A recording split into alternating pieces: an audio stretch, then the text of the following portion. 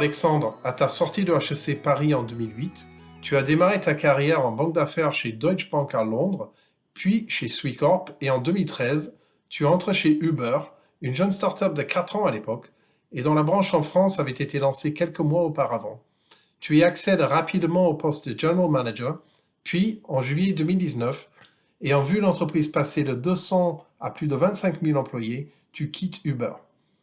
Après avoir lancé en quelques mois les opérations en France de Spotahome, mordu par l'esprit d'entrepreneuriat, en mai 2020 avec Nicolas Louvet, vous fondez Sherlock.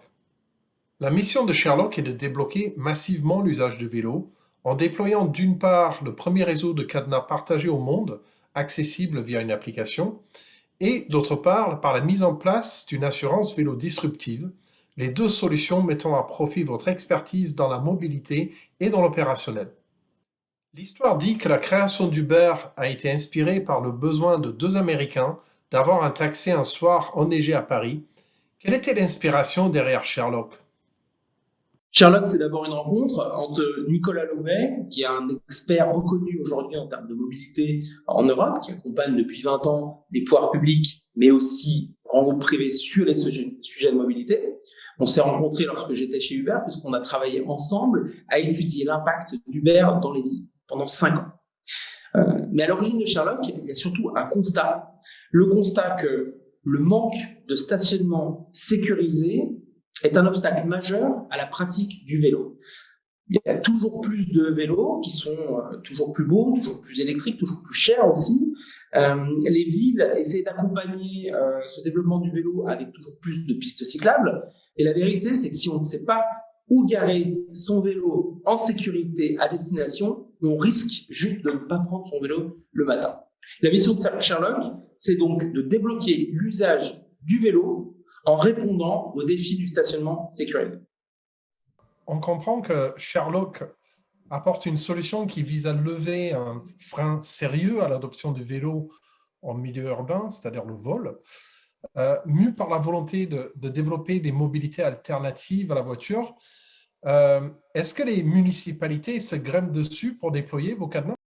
Alors, les villes, les collectivités, les métropoles, les premiers acteurs organisateurs de la mobilité des territoires urbains connaissent très bien le sujet de la mobilité, connaissent très bien le défi du stationnement sécurisé pour les vélos. À peine quelques mois après avoir développé notre prototype et surtout avoir testé dans le cadre d'un pilote notre solution, nous avons vu un fort intérêt des pouvoirs publics, en particulier des villes, des collectivités, pour notre solution. Et aujourd'hui, ce sont elles qui viennent nous voir pour arriver à comprendre comment notre solution pourrait être déployée dans leur territoire, puisque notre solution, je le rappelle, elle est extrêmement agile, il n'y a pas de génie civil. Elle est sans coût pour la collectivité puisque c'est Sherlock qui porte l'investissement ainsi que les opérations. Donc c'est une solution intéressante pour ces collectivités qui, en plus du bénéfice du déblocage des mobilités douces sur leur territoire grâce à notre solution, vont aussi avoir accès à des données anonymisées concernant la mobilité douce engendrée par notre solution, ce qui en fait donc un outil de politique de mobilité locale. Aujourd'hui, nous avons également noté des marques d'intérêt très fortes de la part de grandes villes à l'étranger, mais aussi d'acteurs de mobilité à l'étranger, des acteurs qui gravitent dans le secteur, notamment sur les opérations de bike sharing, et qui voient tout l'intérêt de notre solution et du coup avec qui on est en discussion pour des déploiements dans d'autres pays que la France. Donc du coup, on comprend que vous allez rapidement dépasser les frontières de la France. Sherlock est l'illustration par excellence d'une solution fondée sur la mise en association de logiciels du web avec des équipements matériels. Lever des fonds pour financer le développement de matériel, est-ce que cette tâche a été rude? Alors, Sherlock est un projet très ambitieux.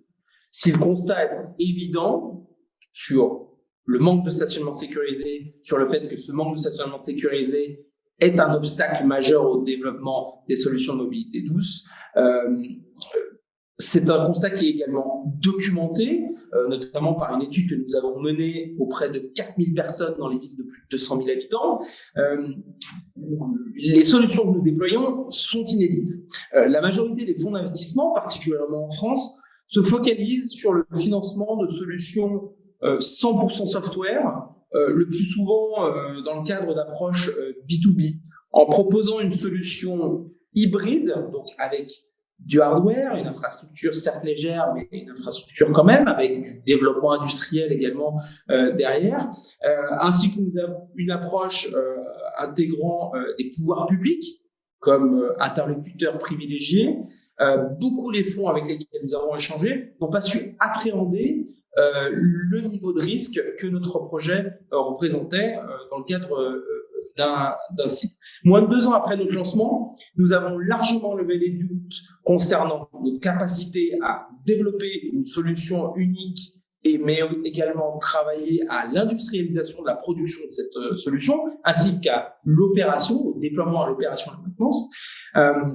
Nous avons également levé les doutes quant à notre capacité à travailler avec les villes et quant à leur appétit, puisqu'aujourd'hui, ce sont déjà 3 villes dans lesquelles nous avons déployé notre solution commerciale.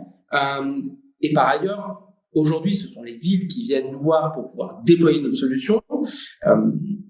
Donc aujourd'hui, si on a lancé notre solution d'infrastructure hardware avec succès, nous avons en plus déployé, en nous baquant par notre expertise de la mobilité et aussi cette première solution que nous avons développée, une solution d'assurance unique qui vient compléter notre offre pour répondre à notre mission de débloquer massivement l'usage du vélo en répondant aux défis du stationnement sécurisé. Sherlock aura bientôt 2 ans. Si tu pouvais remonter le temps à mai 2020 et recommencer, qu'est-ce que tu ferais autrement? Difficile de dire ce qu'on aurait pu faire autrement ces 2 dernières années, étant donné la vitesse à laquelle nous avons, déployé une solution qui n'existait pas et qui a donné lieu d'ailleurs à des pots de brevets. 2, industrialiser la production de cette solution hardware à un moment où, dans un cadre international plutôt compliqué entre le Covid et la situation géopolitique, les sujets de hardware, de supply chain et de production, quand tout un tas de pièces viennent de l'international potentiellement, sont compliqués. En fait, réussir ça dans un délai de 2 ans, c'était déjà un exploit. Par ailleurs, réussir à convaincre les villes de la pertinence de notre solution, nous faire confiance d'un point de vue opération, là encore, c'est un défi que nous avons relevé. Et enfin, lancer un produit d'assurance vraiment disruptif pour répondre à ce sujet de la peur du vol du vélo qui est en train d'émerger aujourd'hui. Là encore, en moins de 2 ans, je pense qu'on peut être vraiment fier de ce que l'équipe a accompli. Maintenant, si j'avais un conseil à tous les entrepreneurs qui se lancent dans des projets hardware qui nécessitent du financement, donc, ce serait d'aller extrêmement vite avec une approche itérative. Ça, c'est le premier conseil. Extrêmement important d'aller vite, d'apprendre vite, de faire des choix rapidement également, car chaque jour qui passe, c'est de l'argent qui est dépensé sans revenu en face potentiellement. Donc la vitesse, cette capacité d'itération et d'adaptation, elle est clé.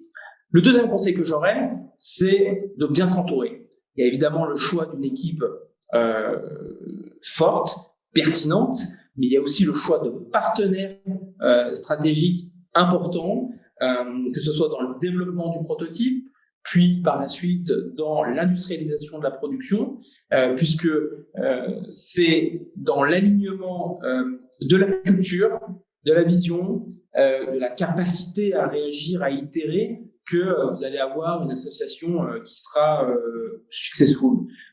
Essayez d'avoir un grand nom de l'industrie quand on est un tout petit pousset, peut-être qu'en fait, vous allez juste avoir une association qui ne fonctionne pas. Avoir en revanche les bons acteurs, les bons partenaires à chaque étape de votre développement, ça c'est peut-être la clé.